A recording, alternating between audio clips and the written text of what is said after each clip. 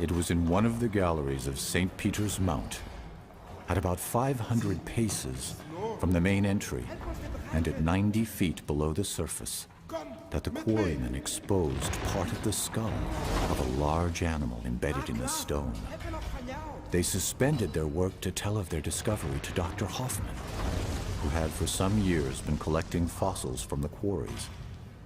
Dr. Hoffman, observing the specimen to be the most important that had yet been discovered, took every precaution to preserve it in one piece. After having succeeded in removing a large block of stone surrounding it and reducing the mass to a proper condition, it was transported to his home in triumph.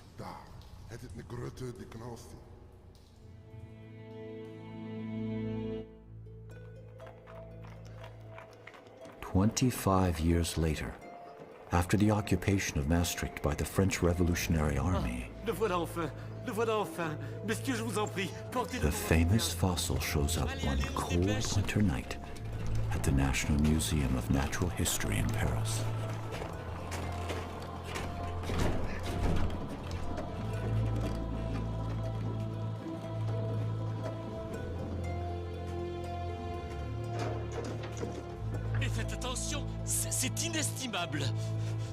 This strange thing they called at the time the unknown animal of Maastricht started to raise interest among the scientific community.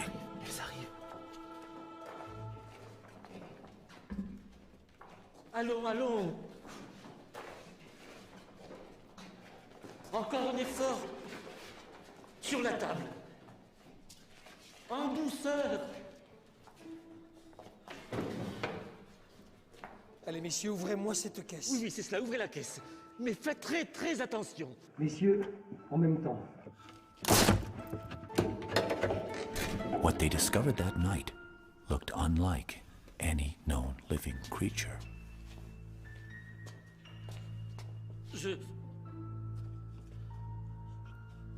Some thought it was a crocodile. Je crois que c'est un Others crocodile. believed it to be a whale. Ce doit être plutôt Neither the shape of its teeth une baleine. nor the size of the jaws Regardez ses dents. helped them to determine its true identity. Mais c'est beaucoup trop gros pour un crocodile. Alors qu'une baleine me Back semble then, beaucoup plus appropriée. that is 40 years before the discovery of the first dinosaur. Nobody had ever thought that thousands of species could have lived and disappeared in a distant past. Maxillaire supérieur et la maxillaire inférieure. Je vous en prie. Monsieur le But everything was about to change.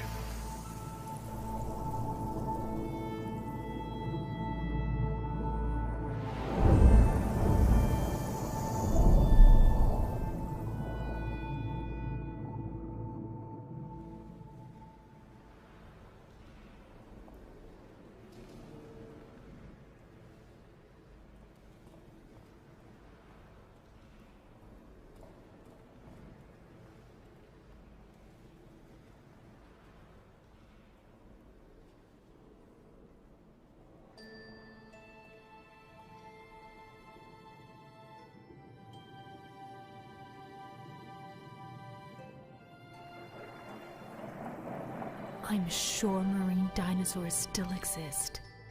My apologies for intruding upon your thoughts, mademoiselle. But strictly speaking, only reptiles that walked on dry land are called dinosaurs. If they lived under the water, they are called marine reptiles. And they all disappeared a very, very long time ago. What happened? You'll see, Julie.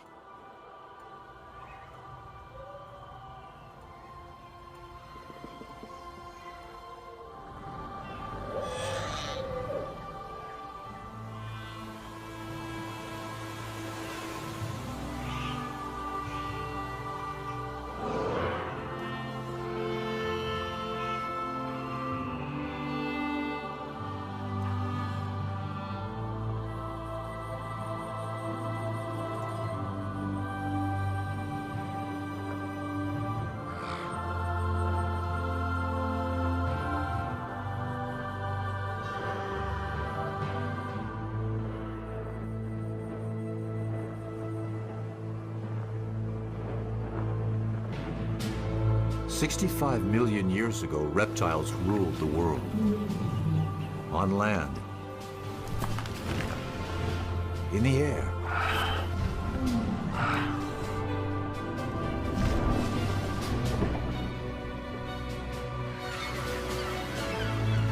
and reptiles were kings in all the seas as well.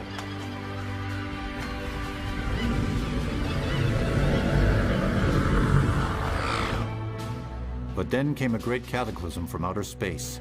An asteroid 12 miles in diameter struck the Earth.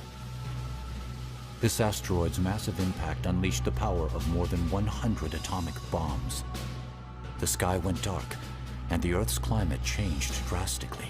70% of all life on the planet perished. And with the end of the dinosaurs, it was also the end of the reign of the reptile in the sea world. And when did you say that happened? 65 million years ago. So then humans came right after that. Humans will come a little later.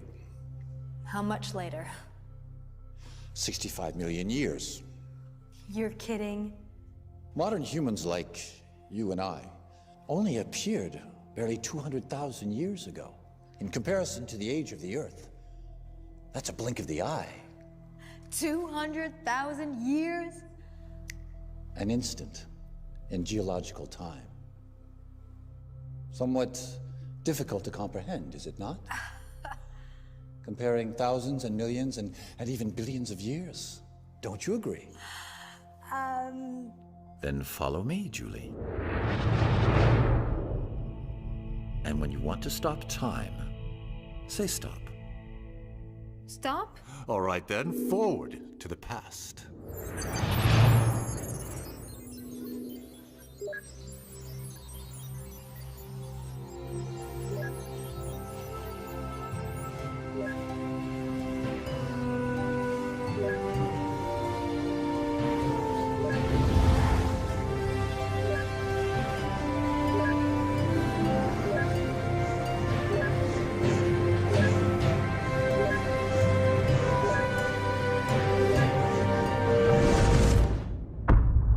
Now, let's start slowly, from the beginning.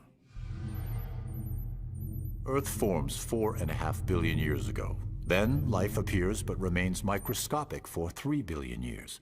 In this time spiral, only the last turn interests us. That leads to our time.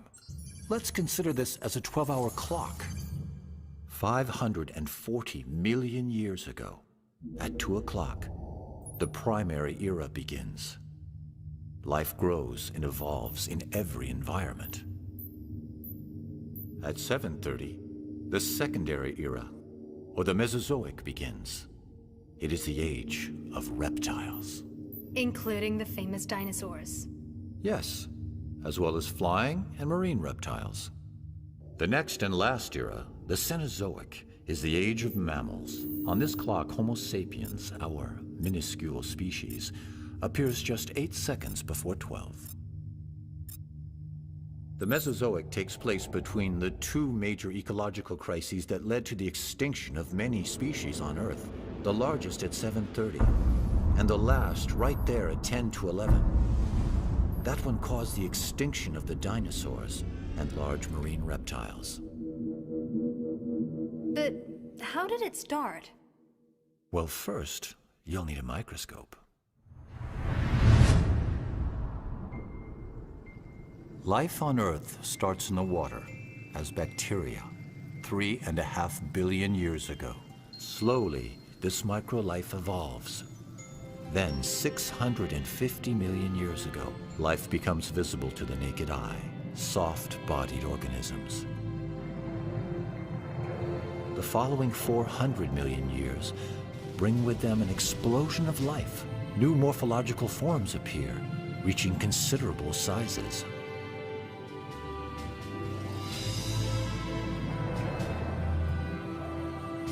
And finally, amphibians follow fish with feet to conquer terra firma. 300 million years ago, the first reptiles appear on land. And in the sky, the wingspan of some insects reaches over 3 feet. By the end of the Paleozoic, the land and the seas are bursting with life. It is the golden age for biodiversity. But this period ends with gigantic cataclysms, which exterminate up to 95% of the species. The largest extinction of all time. 95% of the species? But that's enormous. Nothing much must have remained after that. You're right, my dear. And most of the world's great predators have disappeared.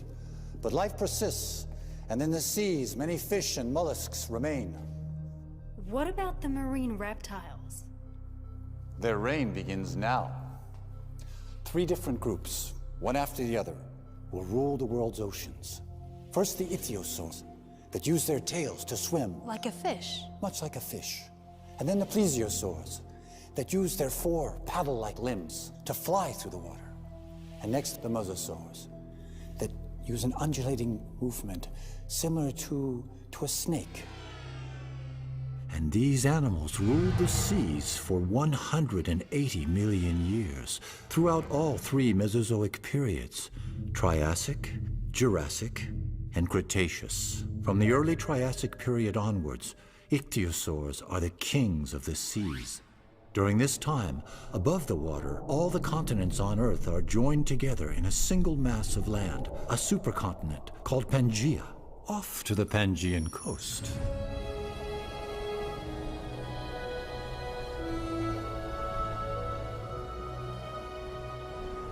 Switzerland? Yes. At this time, most of Europe is underwater, a shallow and warm sea.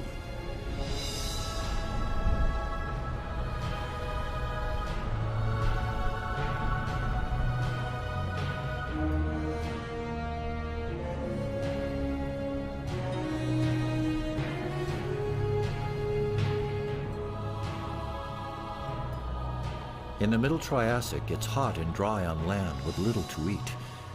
In the sea, life flourishes again. Several reptile species have returned to the marine environment, thriving on the plentiful food supply.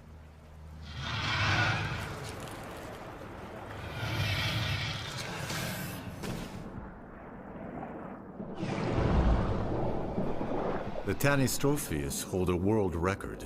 In proportion to their bodies, they have the longest necks ever recorded. With his flat teeth, this placodont mostly eats seashells and mollusks.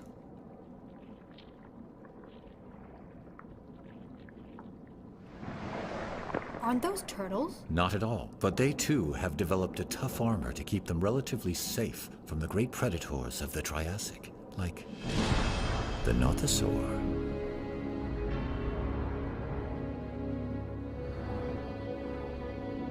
Over 13 feet long.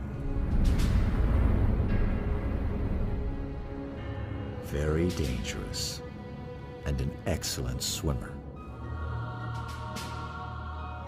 But it is no chance of catching up with a Mixosaurus. It looks like a dolphin. Except it's a reptile. Like marine mammals today, it too must come to the surface to breathe. It belongs to the large group of ichthyosaurs, which will rule the seas for some 150 million years.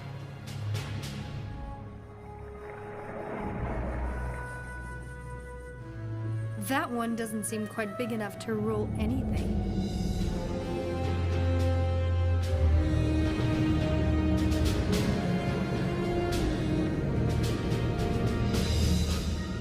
There are also some very large ichthyosaurs, some measuring up to 75 feet long and weighing 50 tons, like the Shawnosaurus, the biggest of them all.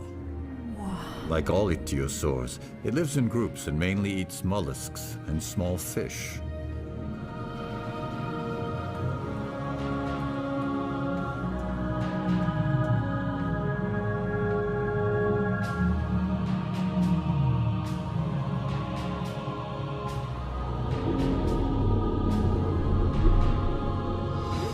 Like dolphins and whales. That's right. They are even born in a similar manner. What do you mean? Well, let's hear from an expert. the paleontologist Ryosuke Motani. He has just finished studying some very fine specimens from a famous fossil site in Germany. Many ichthyosaur fossils have been found at Holzmaden with their bones intact, and even with the imprint of the skin on the rock, which helped us to know the position of their fins.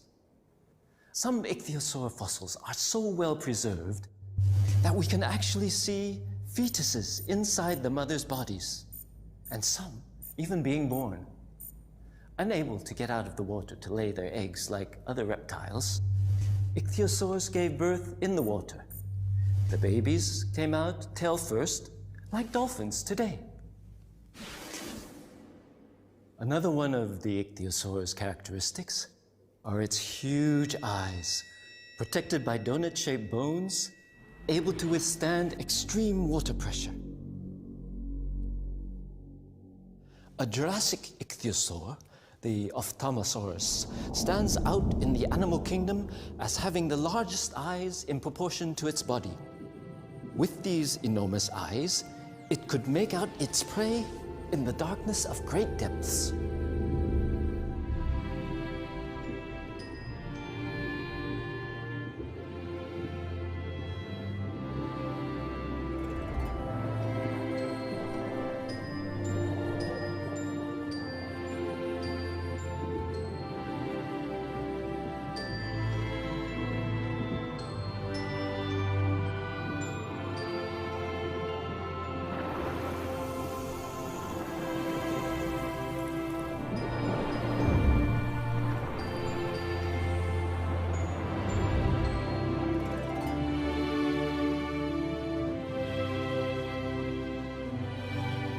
Strangely enough, the ichthyosaurs became extinct in the middle of the Cretaceous, despite their amazing adaptation to sea life. But how can we know so much about species that became extinct 90 million years ago? Perhaps because of the large number and the quality of fossils left. And, of course, thanks to those who discovered them. Here we are in London, in one of the most beautiful galleries devoted to Mesozoic marine reptiles. Nathalie Bardet is currently the French expert on these animals. A long time before dinosaurs were discovered, the remains of marine reptiles had been known to fossil collectors. Mary Anning. In the early 19th century, she was a child when she started to collect fossils around her home along the Dorset coast in southern England. During her lifetime, with an amazingly sharp eye, she found some of the most famous fossils, ichthyosaur and plesiosaur, exhibited here at the Natural History Museum of London. One of the most complete plesiosaur skeletons ever found was Romolosaurus.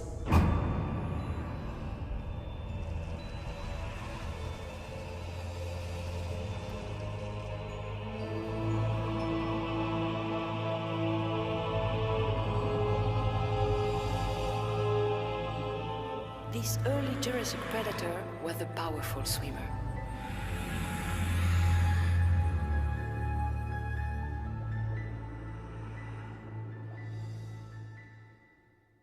During the Jurassic period, a new group of marine reptiles takes over, the plesiosaurs. At the beginning of the early Jurassic, Pangaea has started to break up and drift apart into different pieces. It is still hot, but the climate is becoming much more humid. Such conditions are perfectly suited to the development of life all over the world.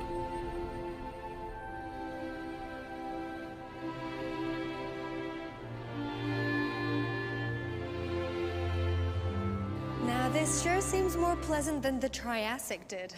The Jurassic is considered the golden age of dinosaurs, isn't it? In fact, it's the golden age of life in general, and even much more so for the reptiles. Be they earth, flying, or marine reptiles.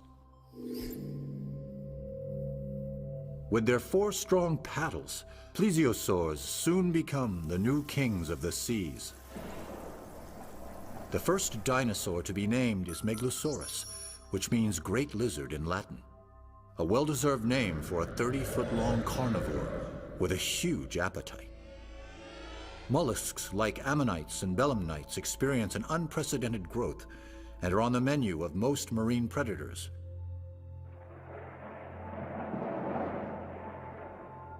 By the late Jurassic, some animals reach record sizes like the Brachiosaurus, over 100 feet long, and can weigh more than 6 elephants. Godzilla, that is the nickname given to this large marine crocodile discovered in the Andes. With large bony plates on its back, the Stegosaurus, a 3-ton plant eater, is a contemporary of the very first birds.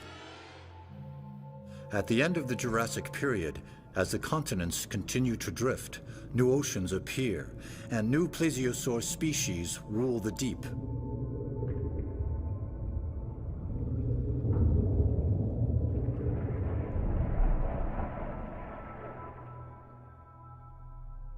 The Liopleurodon is most likely one of the largest ocean predators of the Mesozoic, measuring 49 feet or more. That big? Here, this is one of its teeth. It's for you. Thank you. You see, the Liopleurodon had no reason to fear any creature, save perhaps another Liopleurodon.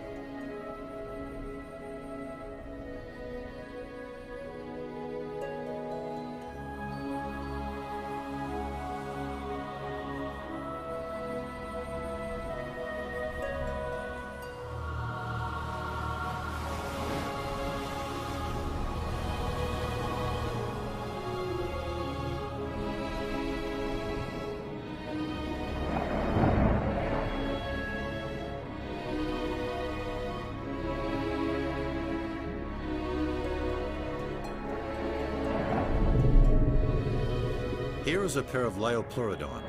The male is attempting to court the female. Look at her. 50 feet of sheer muscle, 4 deadly paddle-like limbs, and jaws about 10 feet long that hold teeth, even bigger than the one I gave you.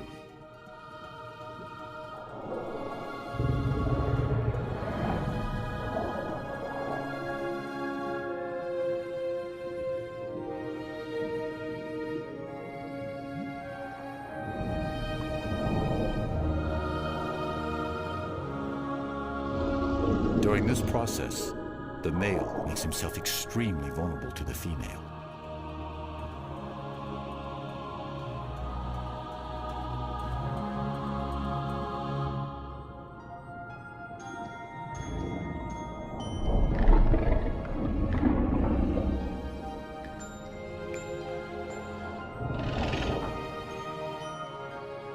It seems to have worked.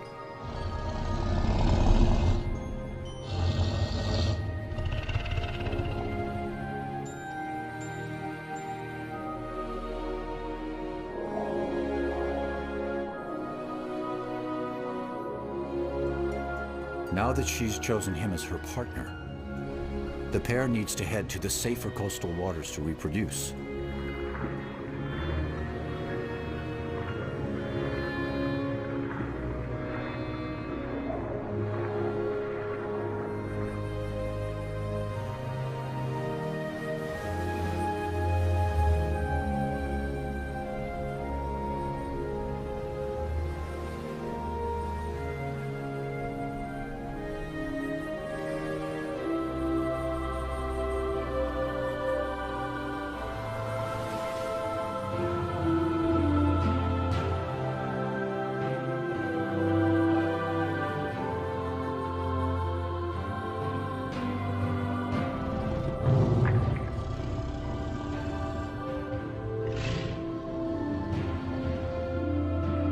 Like sharks, the male Liopleurodon holds on to the female while mating.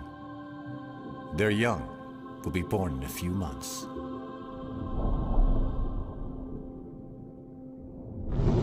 What happened? It seems that upon separating, she has accidentally injured his eye. The pain has made him lose consciousness for a while. In the end, though, the Liopleurodon remains a super predator that lives alone.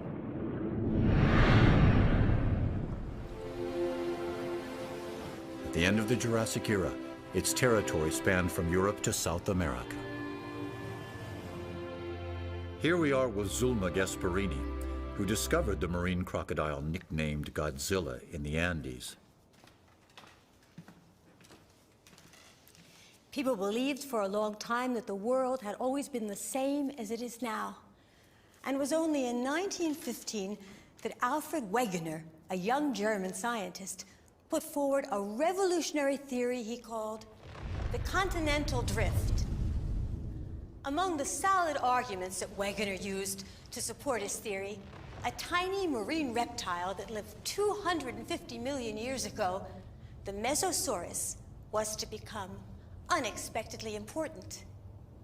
Indeed, we have found on both sides of the Atlantic Ocean identical fossils of this animal. But considering the small size of the Mesosaurus, like the one we have here in this virtual aquarium, it is obvious they were much too small to cross an ocean as vast as the Atlantic on their own. The conclusion is inescapable. If they did not cross the ocean, then the very continents that contained their fossils must have separated.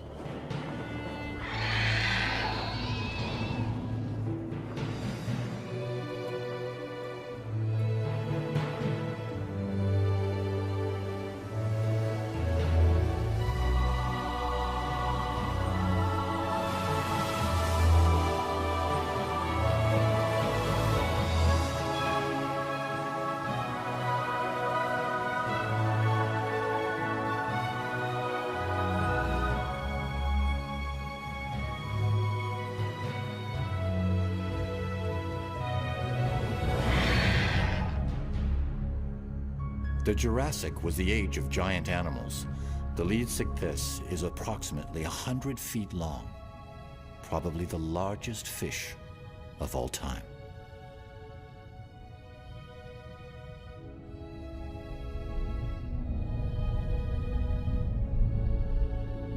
What are these long-necked plesiosaurs called? Those are elasmosaurs. They're gulping down gastroliths, stones they swallow in order to help their digestion. So, what do they actually eat? Mollusks and a lot of fish, judging from their long, sharp teeth.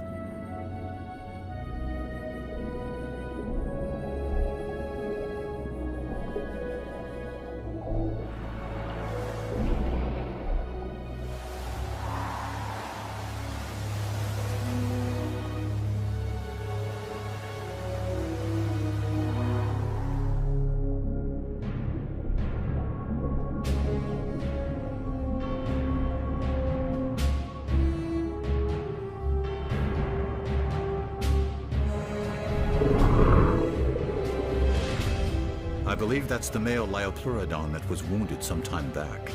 Oh yes. With one eye missing, it's not easy.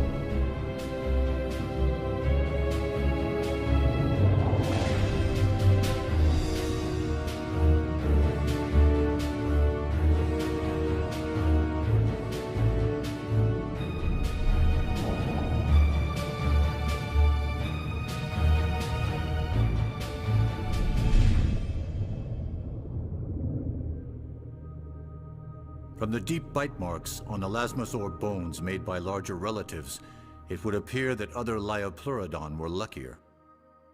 30 million years later, Kronosaurus took Liopleurodon's place at the top of the marine food chain.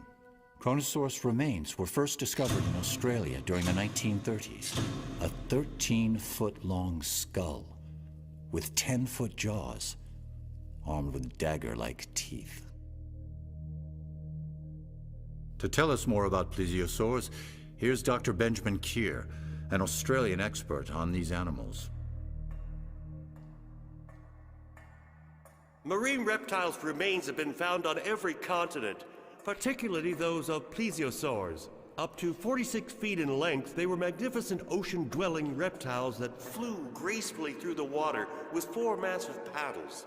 The order Plesiosauria was large and varied. It's been broadly divided into 2 superfamilies based on their overall body structure. Some of them, thanks to their large heads and powerful short necks, were the super predators of their time, like Kronosaurus. Others were the complete opposite, with tiny heads at the end of extra long necks, such as Elasmosaurus. Plesiosaurs lasted as long as the dinosaurs, until the end of Cretaceous, 65 million years ago.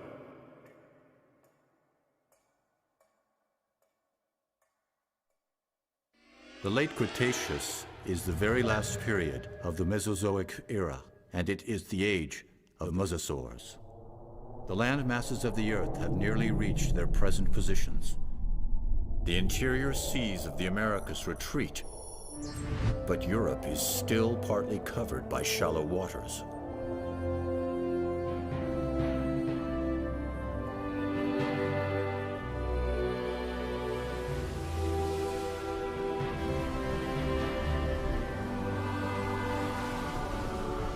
And what about the climate? Very comparable to the climate of today, but warmer.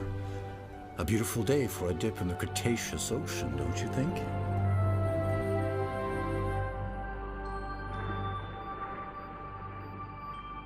As has been the case for millions of years, mollusks are still a favorite meal for most predators.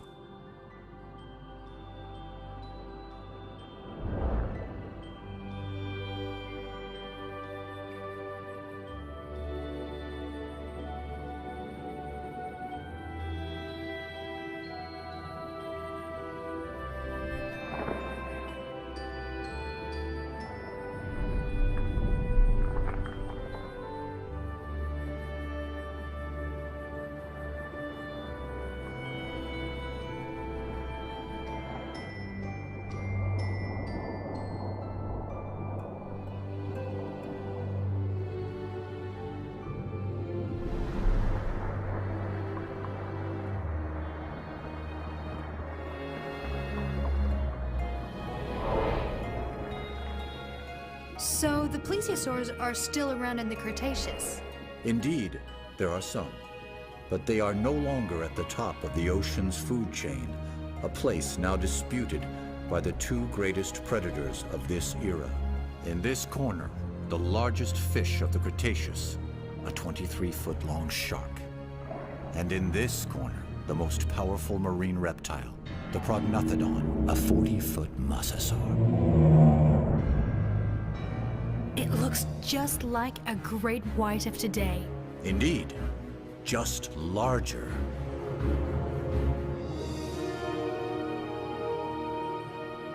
But the shark is never going to measure up to that. We can't be too sure. You see, it has a distinct edge over its opponent. The shark doesn't need to come up to the surface to breathe, so...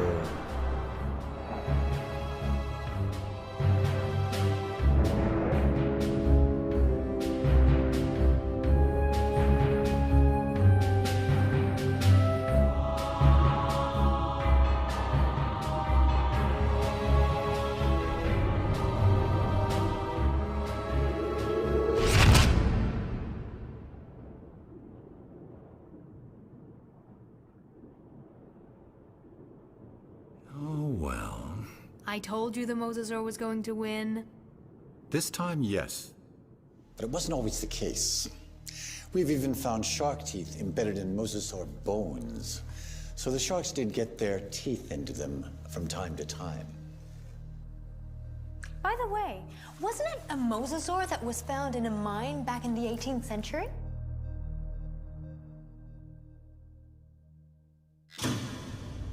Here we are, very close to the mine where the famous unknown animal of Maastricht was found around 1770. Like all paleontologists, Olivier Riepel knows this story very well.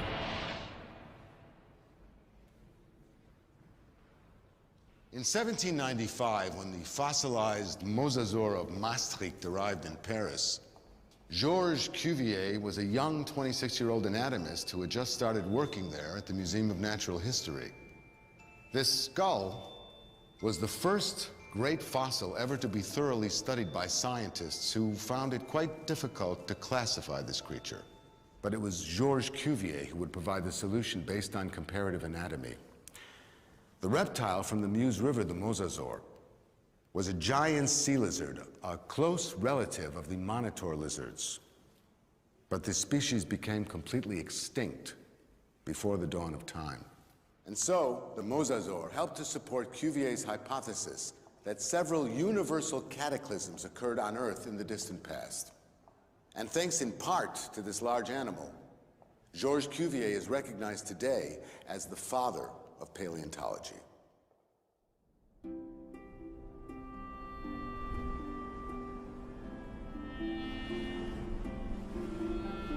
At the end of the Cretaceous, the interior seaway running through the middle of North America had not yet completely disappeared.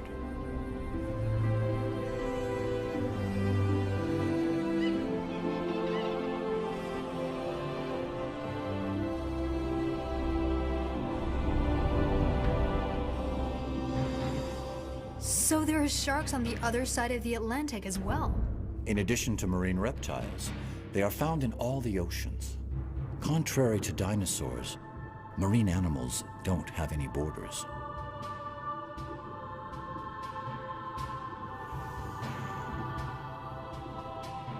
These are young 13-foot-long sharks. After hours of laying her eggs on the beach, this turtle is exhausted. Easy prey for starving sharks.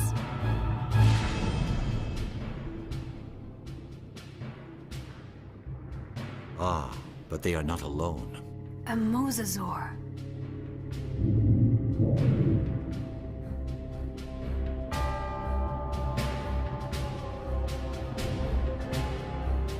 This large predator truly is the marine equivalent of the famous T-Rex.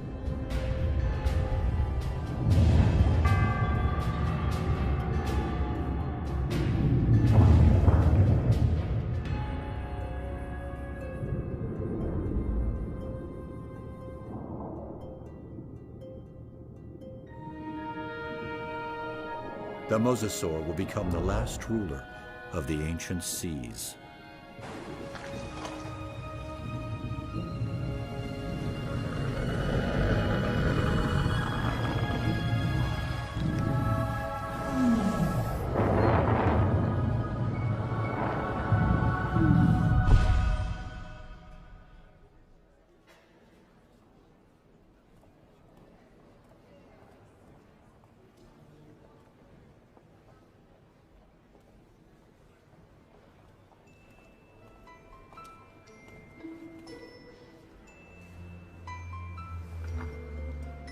This is one of its teeth. It's for you.